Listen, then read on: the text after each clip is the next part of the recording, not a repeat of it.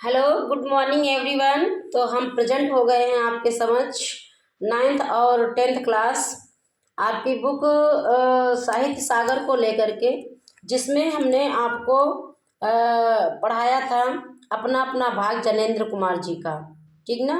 तो चैप्टर तो समाप्त हो गया था, हमने पढ़ा दिया था, लेकिन आज हम आपको क्लास उसके प्रश्न उत्तर लिखवाने जा रहे हैं। तो सभी बच्चों से यही अपेक्षा है कि सभी बच्चे अपनी कॉपी निकालें और प्रश्न उत्तर लिखना स्टार्ट करें। आई थिंक हमें लग रहा है कि कोर्स धीरे धीरे कंप्लीट होने ही वाला है, लेकिन आप लोग हमें कमेंट और क्या कहते हैं वो लाइक और शेयर और सब्सक्राइब नहीं कर रहे हो। क्लास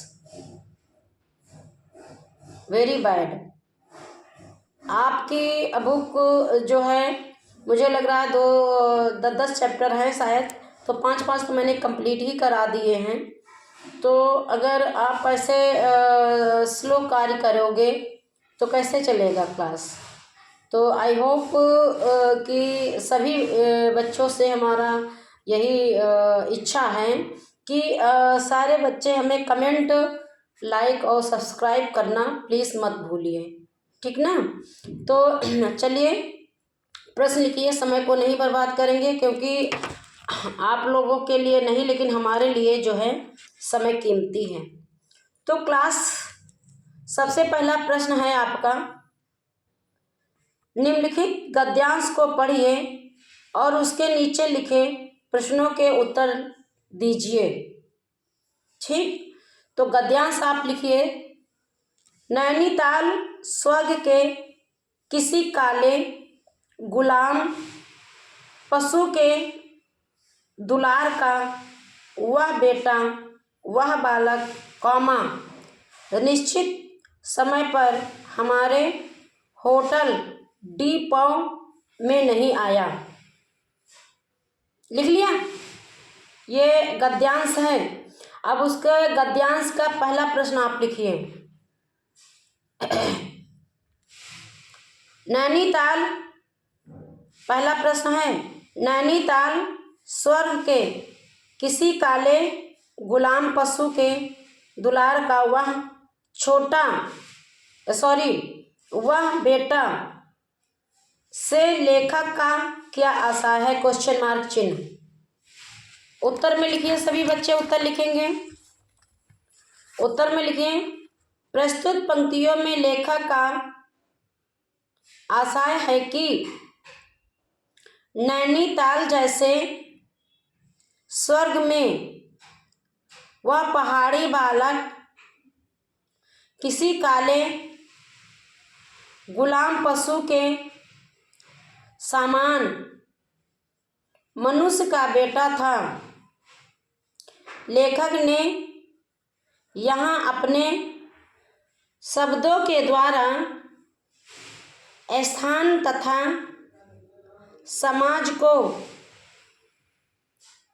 समाज की असमानता पर व्यंग्य किया है। पूर्ण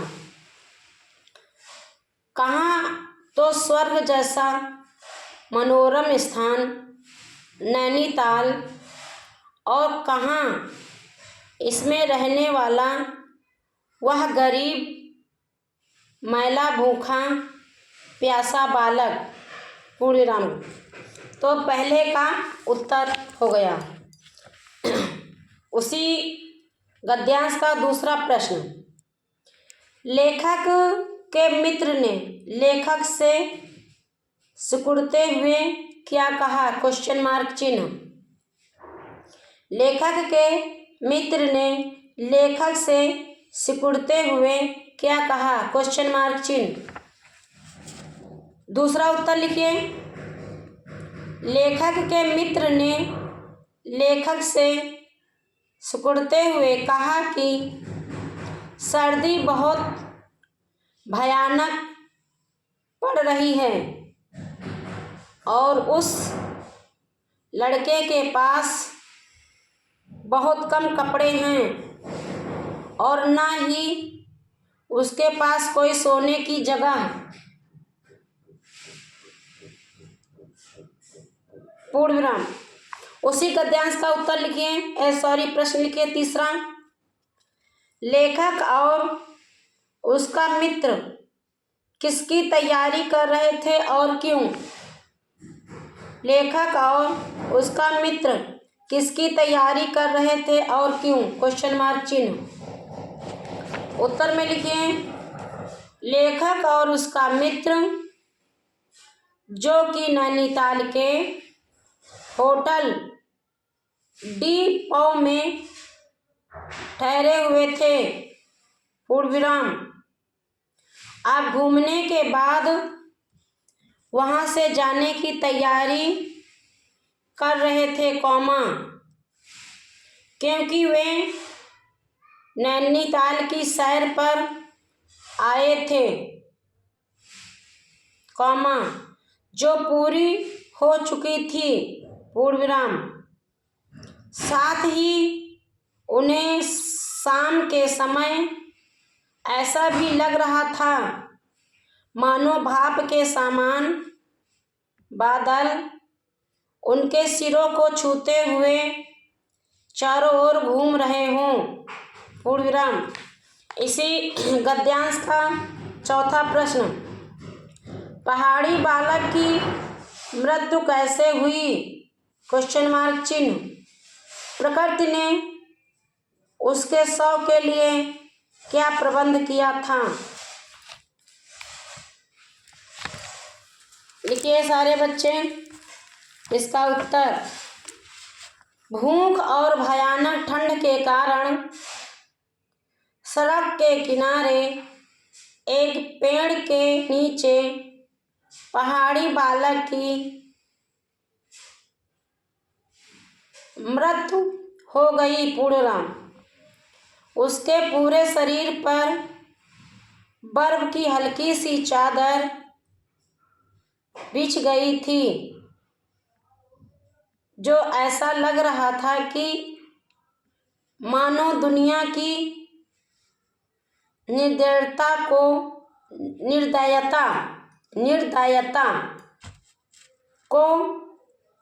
ढकने के लिए प्रकृति ने उसके शव के लिए सफेद और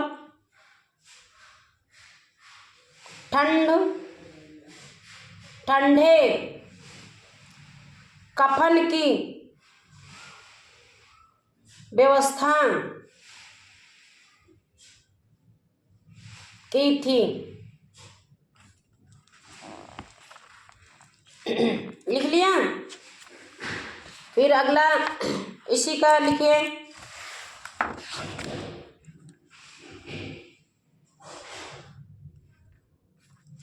अगला गद्यांश लिखिए, इसके प्रश्न उत्तर हो गए। इस गद्यांश के अगले गद्यांश के प्रश्न उत्तर लिखिए। निम्नलिखित गद्यांश को पढ़िए और उसके नीचे लिखे प्रश्नों के उत्तर दीजिए। निम्नलिखित गद्यांश को पढ़िए और उसके नीचे लिखे प्रश्नों के उत्तर दीजिए। 2-2 नंबर के बेटा ये प्रश्न आते हैं। तो गद्यांश लिखिए, बस जरा सी उम्र में ही इसकी मौत से पहचान हो गई। हल्का सा डैश लगाकर आगे लिखिए, मुझे आश्चर्य हुआ। आश्चर्य या अचरज, अचरज लिख लीजिए, आश्चर्य नहीं अचरज। और हुआ के नीचे कॉमा, फिर इन्वर्टेड डबल कॉमा। मर गया को डबल इन्वर्टेड कॉमा में करके बंद कर दीजिए और क्वेश्चन मार्क चिन्ह लगा दीजिए। फिर डबल इन्वर्टेड कॉमा में लिखे, हाँ साहब मर गया। इसको डबल इन्वर्टेड कॉमा में लिख करके पूर्ण विराम लगा दीजिए। अब उत्तर में लिखिए, वो प्रश्न में लिखिए। पहला प्रश्न इसी का, लेखक किसके साथ कहाँ बैठा था? क्वेश्चन मार्क चिन्ह। लेखक किसके साथ कहाँ बैठा था? क्वेश्चन मार्क चिन्ह। लिख लिया? सभी बच्चे लिखेंगे।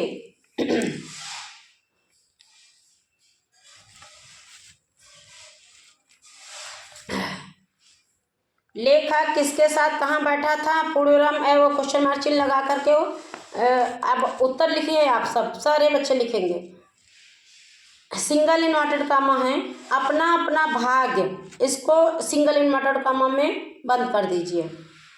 कहानी में लेखक अपने एक मित्र के साथ नैनीताल घूमने गए थे, पूर्ण विराम।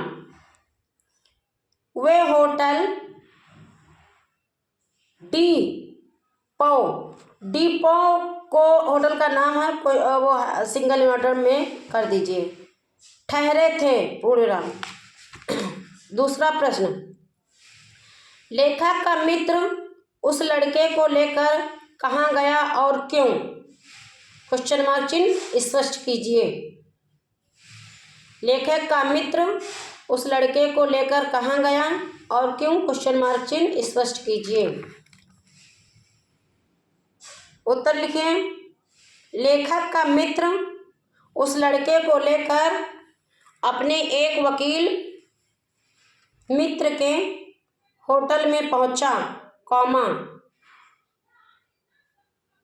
क्योंकि वकील को एक नौकर की आवश्यकता थी, पूर्ण विराम।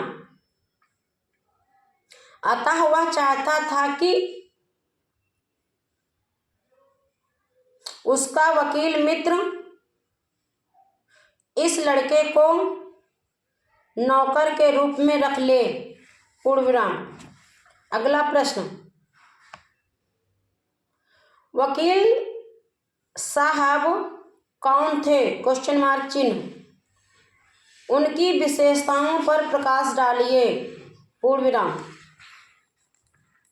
उत्तर में लिखिए। वकील साहब लेखक के मित्र थे, कॉमा, जो एक होटल के मालिक थे, पूर्ण विराम। उनकी विशेषता यह थी कि उन्होंने कश्मीरी दुशाला लपेटी हुई थी, पैरों में मोजे तथा चप्पलें पहनी हुई थी। उनके स्वर में हल्की सी झुंझलाहट तथा कुछ लापरवाही थी। वकील साहब जल्दी से किसी पर विश्वास नहीं करते थे, पूर्ण विराम। अगला प्रश्न इसी गद्यांश का, लेखक और उसका मित्र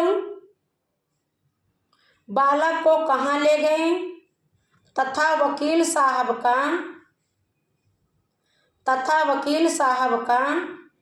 बालक के संबंध में क्या मत था? क्वेश्चन मार्क चिन्ह। उत्तर लिखिए। हाँ, उत्तर में लिखिए। चौथा उत्तर है, लेखक और उसका मित्र बालक को लेकर अपने एक मित्र के पास गए, पूर्ण विराम। उनका मित्र पेशे से वकील है, कर लीजिए, पूर्ण विराम।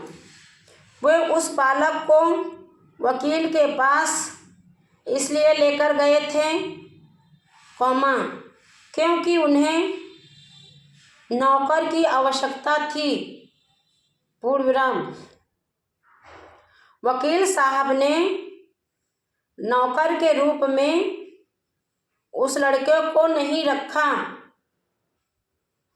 कॉमा, क्योंकि उन्होंने कहा कि ये पहाड़ी लड़के बड़े शैतान होते हैं। उन्होंने जो है विश्वास नहीं किया उस बच्चे पर। लेखक के मित्र ने, जो वकील साहब थे, उन्होंने जो है विश्वास नहीं किया था। ठीक है, तो आपके हमने जो है क्वेश्चन करवाए हैं, उनके आंसर भी करवा दिए।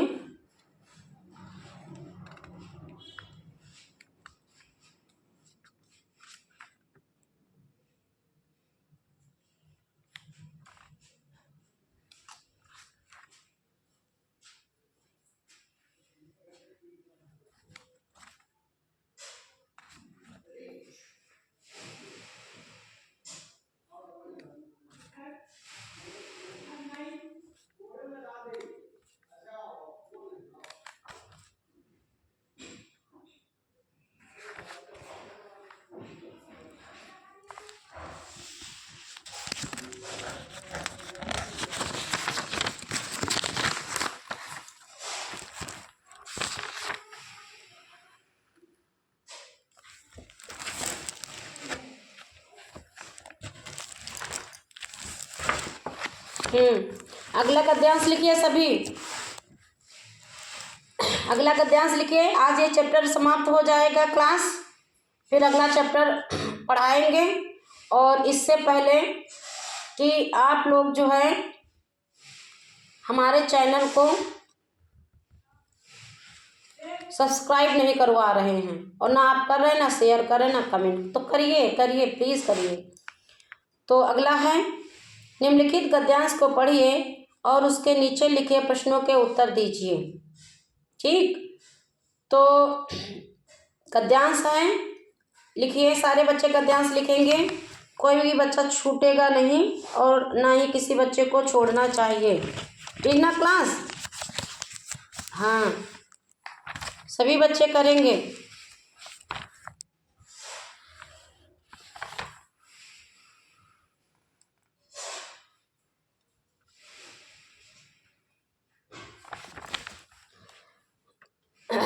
गरीब के मुंह के नीचे कॉमा लिखिए।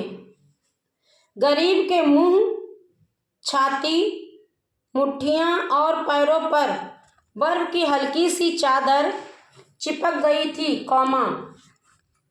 मानो दुनिया की बेहाई ढकने के लिए प्रकृति ने सौ के लिए सफ़ेद और ठंड कफन का प्रबंध कर दिया हो। पाठ जानते हो कौन सा है? अपना अपना भाग, उसमें ब्रैकेट में सारे गद्यांश जहाँ पे आप लिखते हैं, हो सके तो कर लीजिए, नहीं तो चैप्टर हमने पढ़ा ही दिया, सभी बच्चों को याद होना चाहिए कौन से चैप्टर से है। ठीक ना? तो पहला प्रश्न लिखिए इसी गद्यांश का, सभी बच्चे लिखेंगे। गरीब को सिंगल इन्वर्टेड कामा में करना है। गरीब को सिंगल इन्वर्टेड कामा में करना है।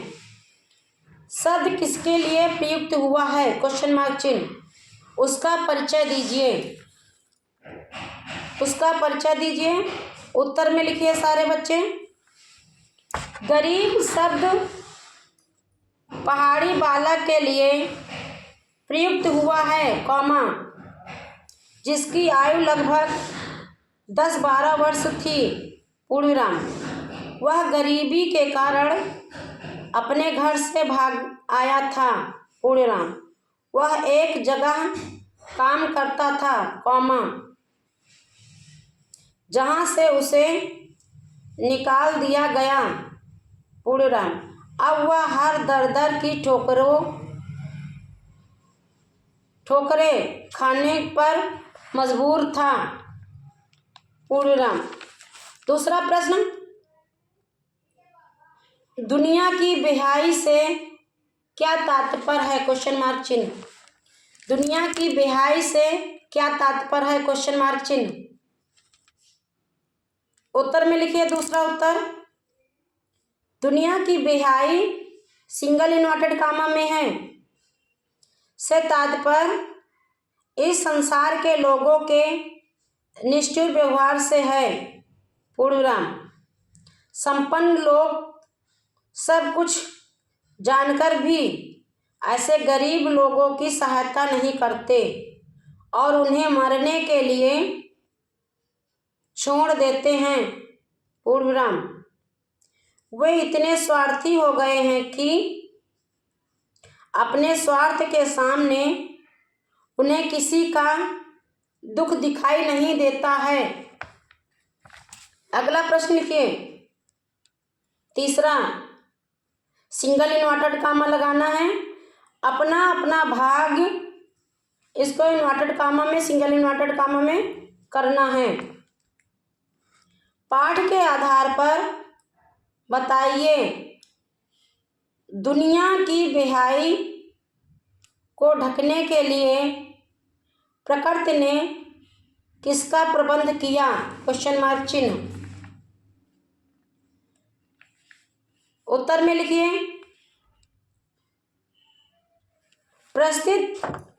प्रस्तुत अवतरण में दुनिया की बेहाई को ढकने के लिए प्रकृति ने 12 वर्ष के पहाड़ी बच्चे के शव के लिए सफ़ेद और ठंडे कफन का सफ़ेद और ठंडे कफन का प्रबंध कर दिया था। पूर्णविराम। 12 वर्ष के छोटे बालक से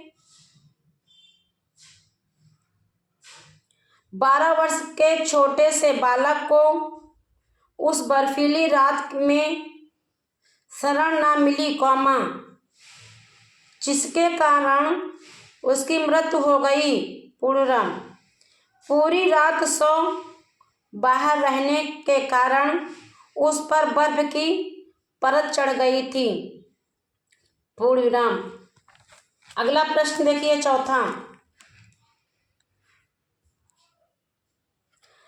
आपके अनुसार बालक की मृत्यु के लिए कौन उत्तरदायी है और क्यों? क्वेश्चन मार्क चिन्ह। तर्क सहित उत्तर दीजिए। पूर्णविराम। तो उत्तर में लिखिए, प्रस्तुत अवतरण में